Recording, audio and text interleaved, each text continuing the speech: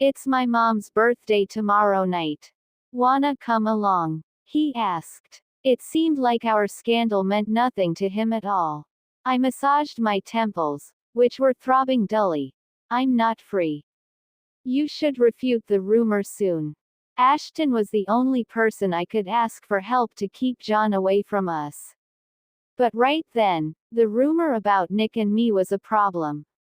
He fell silent for a moment before answering. I will take care of that. All right, I said tiredly. Stop causing any more trouble. I didn't know when John would come to J City. If Ashton got upset at me over the scandal, and the nightmare from 5 years ago happened again, I'm afraid I couldn't survive any longer. Staying alive was the most important thing for me then. After hanging up, I placed my phone aside before deciding to go to Ashton's office. This time, his office was quiet. Joseph wasn't even there. As the clacking sounds of the keyboard sounded from his office, I came to a stop outside and knocked on the door. Come in. The man's irresistible voice rang out. I hesitated for a while before pushing the door open. When I came closer to him, my heart started thumping furiously. He was still typing furiously on his keyboard. I stood in front of his desk silently, watching him deal with work. Indeed, he looked hot when he was focusing on work. Put it down. I'll sign it later. As he was too focused, he didn't realize it was me and ordered without looking up. I remained standing without a word. After a long while, he frowned and stopped typing. When he looked up and saw me, his expression darkened. What is it? He asked icily. Ashton, we need to talk. I had to explain to him about my so-called scandal with Nick. He leaned back in his chair and arched a brow sarcastically. Miss Stovall, you need to talk about work. He inquired in a tone dripping with disdain. He sounded completely distant. I pursed my lips and wrung my hands together tightly. Ashton, I can explain the rumor about Nick and me. You slept with him. He raised a brow and inquired coldly. I didn't quite understand it at first, but it quickly dawned on me what he was insinuating. No, I declared. My face was ashen. Ha! He sneered loudly. Scarlett, do you think I'll trust you? He taunted. Ashton, at least give me a chance to explain, all right. As both Nick and I didn't explain the rumors, the matter had worsened by now. Seemingly impatient, he pinched his forehead and looked at me. Miss Stovall, you're getting paid handsomely to work in Fuller Corporation. Please do not waste your time discussing your private affairs with your employer. Ash. Miss Stovall, he interrupted. You should know that this isn't the appropriate time to talk about this. I parted my lips to retort, but Joseph was walking toward us. He shot me a polite smile. Miss Stovall, Mr. Fuller is busy. He was asking me to leave. I gazed at Ashton, who obviously didn't want to continue this conversation. Ignoring Joseph's words, Elle asked, Mr. Fuller, when are you free, then? We really need to talk. He said nothing, but his expression grew thunderous. Joseph immediately spoke. Ms. Stovall, if there's nothing else, please leave at once. I knew he wouldn't listen to me today, so I left his office. On my way out, I bumped into Jared. He was holding some stuff in his hands. When he saw me coming out of Ashton's office, he questioned, Did you have a fight? I nodded in response. Ashton had always been bad-tempered over the years. We might be a married couple, but I didn't even know why he was mad this time. Here, your medicine. Remember to take them regularly back home. Jared handed me a package. He glanced at Ashton's office before telling me, I have heard about the scandal. You should explain to him. He returned to his office while I went back to mine. When it was finally time to get off work, I grabbed my bag and headed to the parking lot to wait for Ashton. I spotted his black Jeep and stood beside it. It was my problem, so I had to explain everything to him clearly. However, Ashton still hadn't shown himself after an hour. The parking lot was practically empty by now. I thought he was working overtime. To my utter surprise, Joseph showed up. Joseph was taken aback when he saw me. "Miss Stovall, what are you doing here?" he questioned politely. "Where is Ashton?" I demanded. "He left with Mr. Quinn," Joseph replied as he took out the keys from his briefcase. I parted my lips in disbelief. In the end, I shot him a smile. "Goodbye, then." "Seriously, Ashton." I drove back to the villa in a hurry. When I arrived, I pressed on the doorbell a few times before Mrs. Erickson opened the door. Wiping her hands, she grinned. "You're back."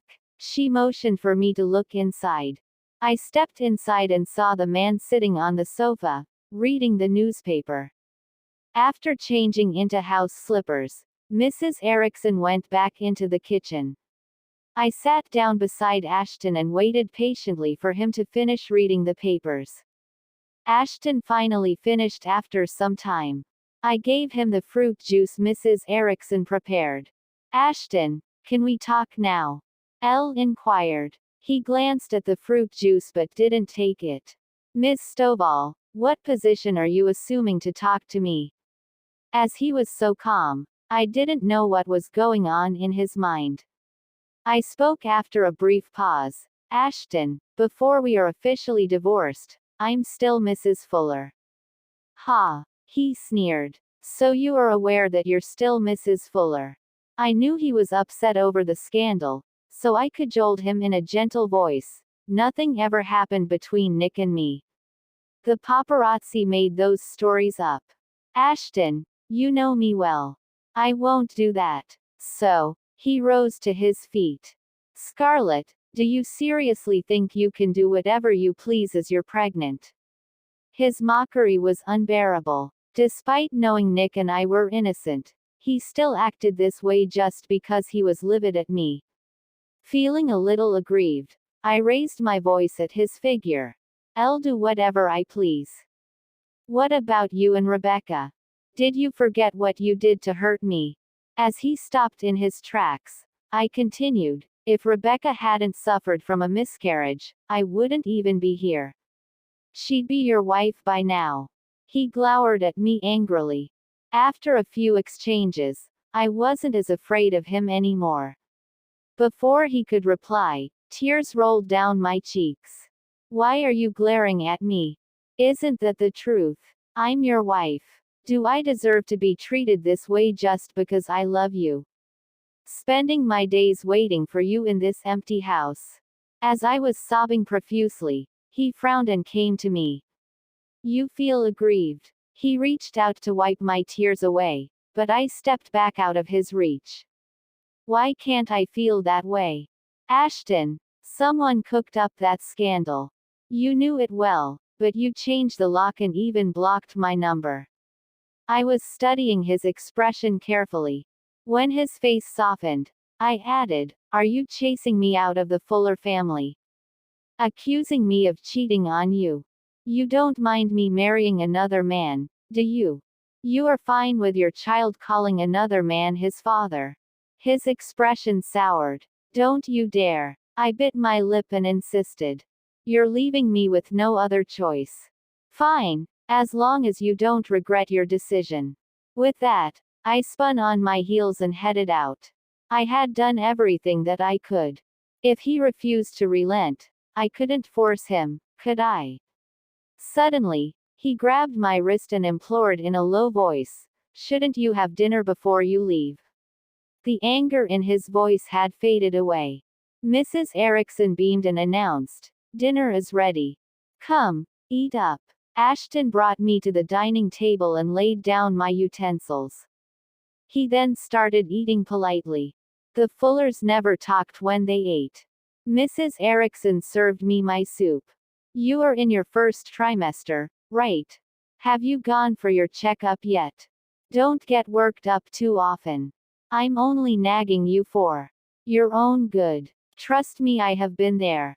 I nodded and sipped on my soup, listening to her attentively. Glancing at Ashton, I noticed he was enjoying his meal quietly and calmly. After dinner, Mrs. Erickson asked in concern, "Letty, are you getting cramps in your legs recently?" Stunned, I was about to shake my head when Mr. Erickson winked at me. She continued, "Having cramps suck. You can't exert yourself during the first 3 months. Otherwise, you might risk having a miscarriage." Ashton was about to head upstairs to work, but Mrs. Erickson called out, "Mr. Ashton, it's painful to have cramps. You should give her a massage later. I bought some essential oil earlier. It's in your bedroom." I must admit Mrs. Erickson was doing a good job as a wingman. Ashton put his files down and gazed at me. "Does it hurt?" I belatedly realized he was asking if the cramps hurt. Mrs. Erickson was nodding profusely at me, so I nodded and forced out a smile. "Yes." Frowning, Ashton uttered, "Come on." As he went straight to the bedroom, I stared at Mrs. Erickson. "Mrs. Erickson, I don't have cramps. I had other symptoms, but having cramps wasn't one of them." Mrs. Erickson shot me an exasperated look. "It doesn't matter. You'll have that when you're 5 or 6 months along. Hurry, go back to your bedroom now." My legs felt like lead as I made my way back to the bedroom. Ashton was taking a shower in the bathroom. Looking around, I noticed a bottle of essential oil on the bedside table. I couldn't believe it. Mrs. Erickson was indeed full of tricks. I was gone for a few days, but luckily, Ashton wasn't cruel enough to throw my clothes away. He stepped out of the bathroom soon, his hair dripping wet. The water trailed down his naked chest, reaching his waist wrapped in a towel. "Take a shower," he ordered, interrupting my thoughts. I swiveled my head around and met his gaze wordlessly. Feeling guilty, I looked away and scurried into the bathroom. The shower was loud, but I could still hear the noise from the bedroom. I thought the ringtone I heard was from Ashton's phone, but he was holding my phone to his ear when I came out of the bathroom. I went to him. "Who is on the phone?" He said nothing and gave my phone to me coldly. Glancing at the screen, I saw Nick's name and frowned. "Hello, Mr. Harrison," I greeted him politely, walking away from Ashton.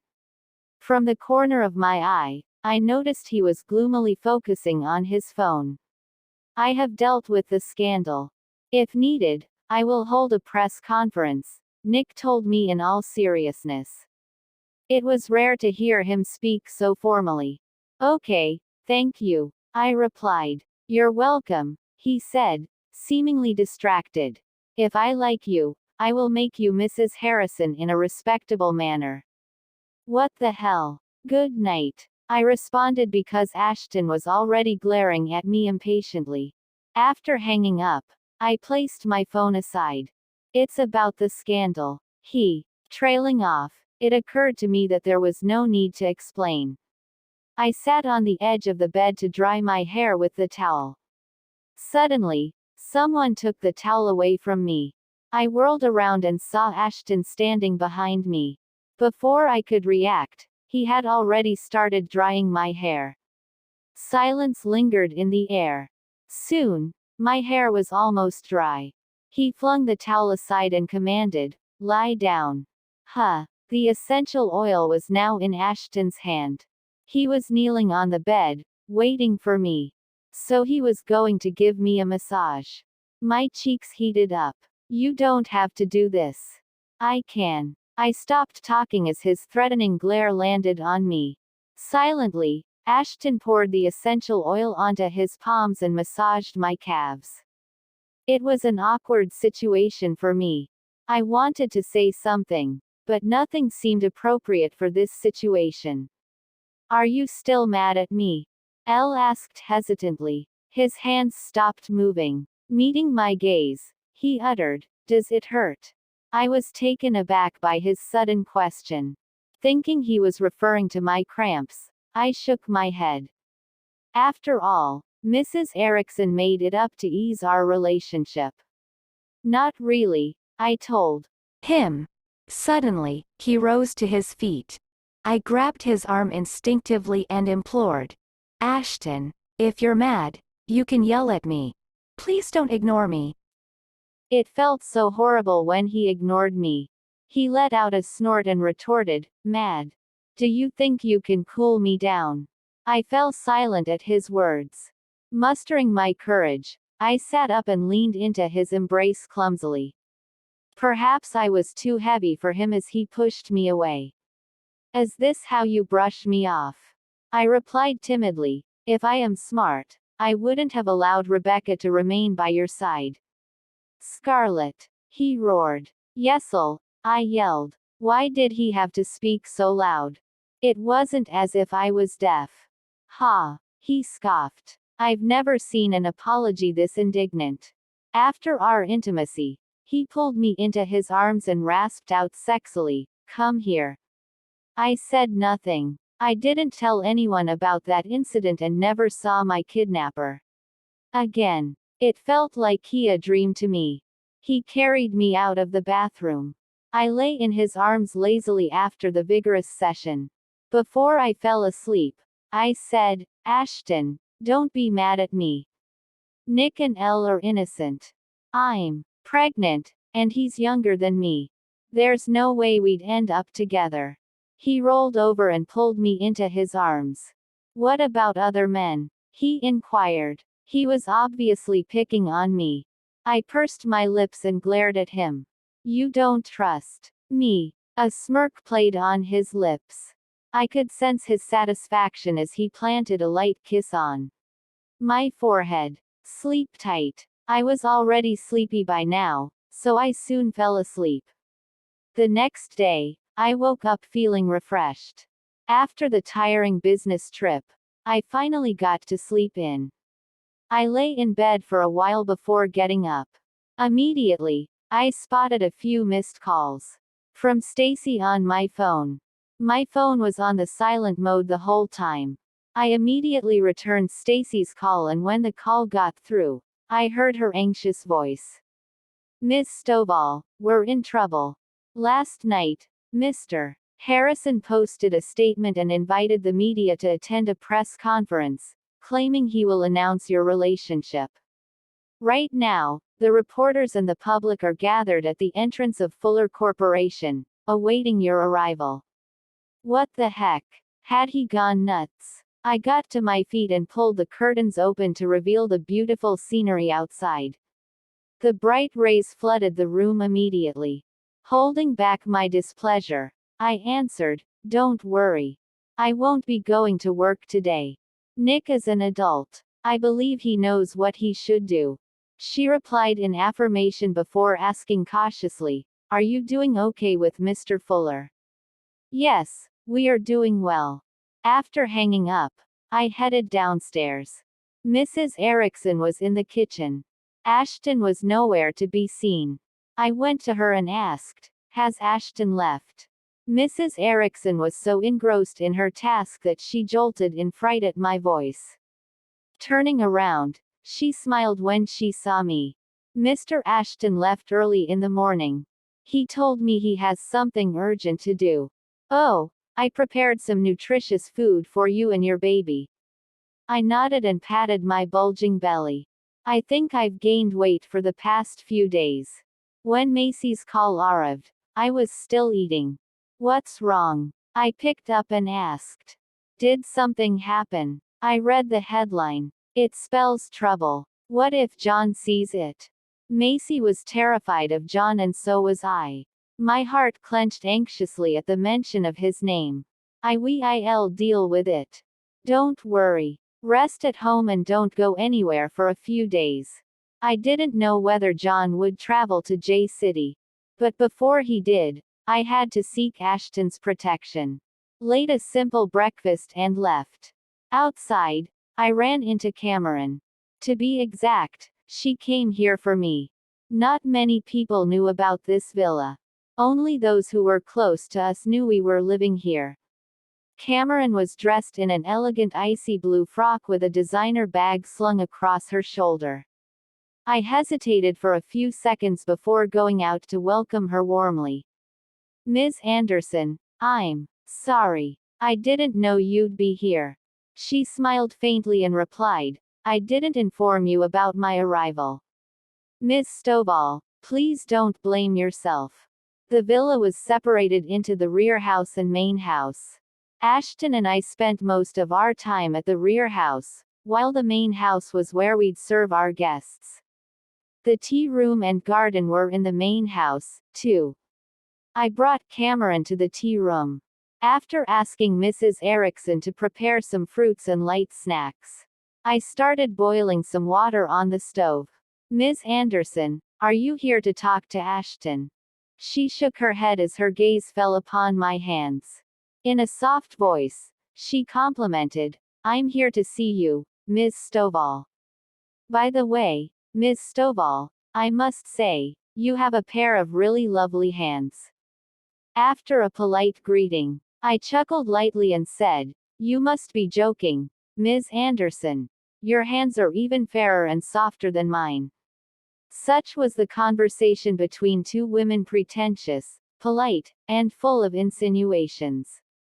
Seeing that she was here personally, I was sure that she did not come for just a mere chat. I went to retrieve some black Livory coffee beans that were bought by Ashton and smiled. "Elle usually don't drink coffee much. Ashton, however, loves them. Let me serve you some of Ashton's prized coffee beans today. I hope that you'll find them suitable to your taste." She laughed politely. Spotting the coffee beans in my hand, she smiled. "This is one of the world's most expensive coffee. Even those with money can't possibly buy this easily in the market. To be able to taste such rare coffee is indeed an honor for me. I have to thank you for that, Ms. Stovall." I chuckled along with her. Meanwhile, I was still wondering what was the reason for Cameron's visit. Taking a few sips of coffee, I could not hold my curiosity in any longer and uttered, "After chatting for such a long time, I still can't figure out why you're here for me today. Is there anything I can help you with, Ms. Anderson?" She took a sip of coffee, looked straight at me with her beautiful eyes, and said in a soft tone, "It's nothing much. It's just that the last time I saw you at Pear Garden, I couldn't help but think that you look familiar to me. After that party, I can't stop thinking about it. Hence, I came here to meet you." Hearing her words, I was stunned. I had thought that the reason she came looking for me was to discuss about Nick.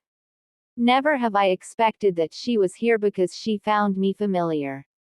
As I refilled her coffee, I smiled. "Mr. Harrison has said the very same thing in the past about how familiar I look. For me, I think it's quite normal.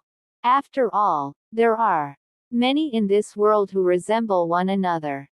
Even Ms. Larson, who we are both acquainted with, shares some similarities with me in looks." Previously Elle had seen her together with Rebecca at a cafe, therefore I did not hide that fact.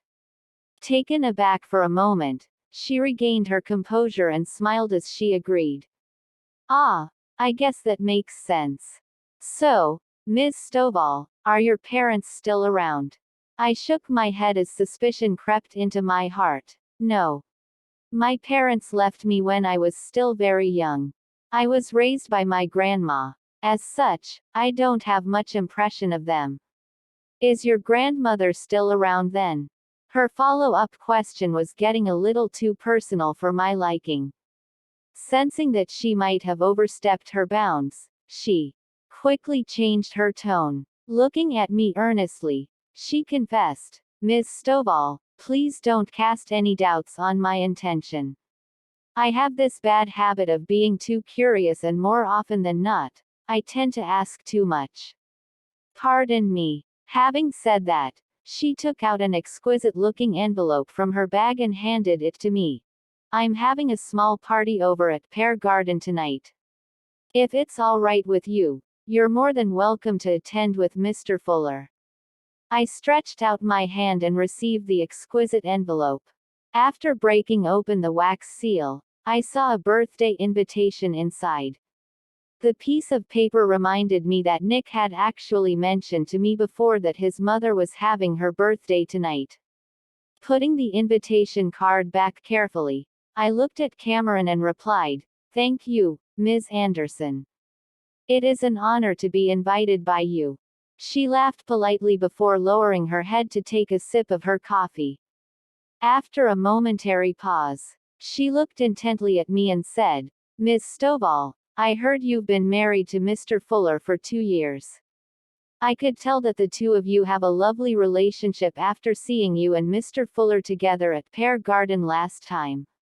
I simply smiled in response. After all, Cameron was just an acquaintance to me, hence I did not feel like talking about my personal life. After sipping her coffee silently for a while longer, Cameron excused herself and left. Mrs. Erickson saw her leave and looked at me questioningly. "Letty, isn't she the richest woman in the world?" I was caught in a surprise. Looking at Mrs. Erickson, I asked, "You know her?" Nodding her head, she recounted, "When Mr. Fuller was still around, she paid a visit to the Fullers before. I've seen her around." After a brief pause, Mrs. Erickson muttered softly, "She has been looking for her child for so many years, but I'm afraid her search would be for naught." With my curiosity piqued, I could not help but asked, "Mrs. Erickson, you know that she is looking for her child?" The reason she paid a visit to the Fullers last time was because she wanted to ask Mr. Fuller about the matter from 20 years ago. It just so happened that I was there serving tea when I overheard their conversation. Mr. Fuller had been keeping an eye out over the years but to no avail. After all, the child has been lost for more than 20 years. With no particular eye-catching details or distinctive features, it'll be like searching for a needle in a haystack. After cleaning and storing the coffee mugs away, my phone suddenly rang. Taking a glance at the caller ID, I could feel my body tensing up. Without informing Mrs. Erickson, I quickly got up and rushed to my bedroom. Back in my own room, I accepted the incoming call. As I held the phone, gearing myself up for the arduous conversation ahead, my body started trembling uncontrollably. "What do you want?" I managed to utter sternly. There was a peal of leisurely, low-toned laughter on the other end of the phone. My, Letty. What are you so nervous about? As your elder brother, can't I ring up my own sister anytime?" I had always hated John's dark laughter. Biting my lips to control my anger, I told him off sharply, "John, both of us are no longer children like 5 years ago. We all have our own lives now. So please, I'm begging you, just let us off. Leave us alone." I did not want to go through the hellish experience that he put me through ever again. "Letty, come on. We're siblings. How could I bear to let you leave just like that? Without you around, such a lonely life is not worth living. I need you." Such words would have been heartwarming if they were coming from a normal person, but since it was from him, it sounded vile. I could feel myself on the verge of collapsing as the feeling of despair gnawed on my heart. Still holding onto the phone, I inquired hoarsely, "John, what the hell do you want?"